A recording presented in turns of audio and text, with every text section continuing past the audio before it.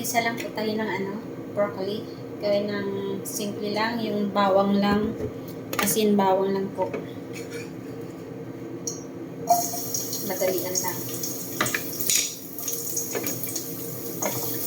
Actually, sinarado ko yung pinto ng kasi ayaw ng amo ko pagka nagluto, nangangamoy.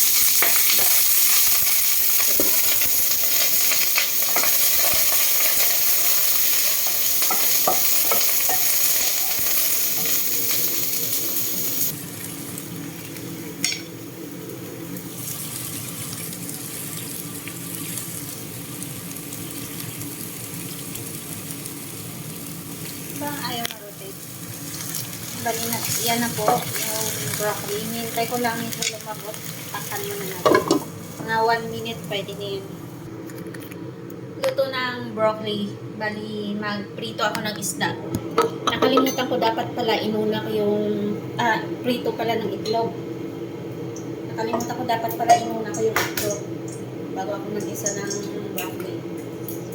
So, okay na. Natapos na. Naluto na. So, okay na rin.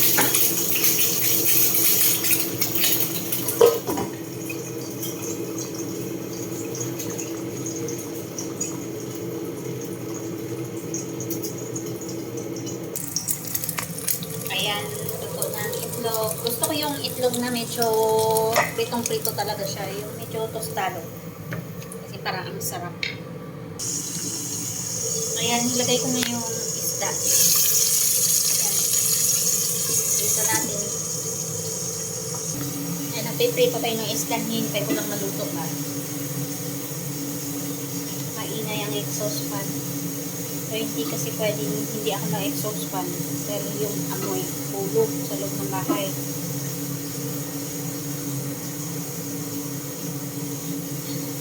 Grab natin yung opportunity na wala ang amo. Makaluto ng kung ano yung gusto nating kainin.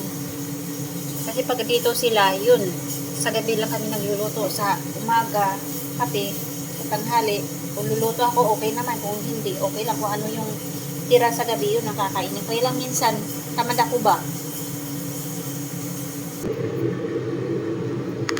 Yan, luto na yung isda, yung itlog, tsaka broccoli. Kanin na lang ang kulang.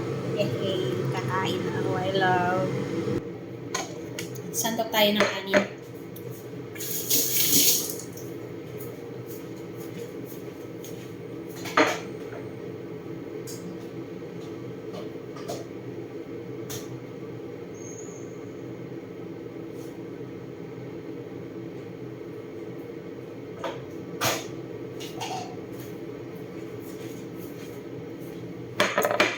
Ang dami kong kanin.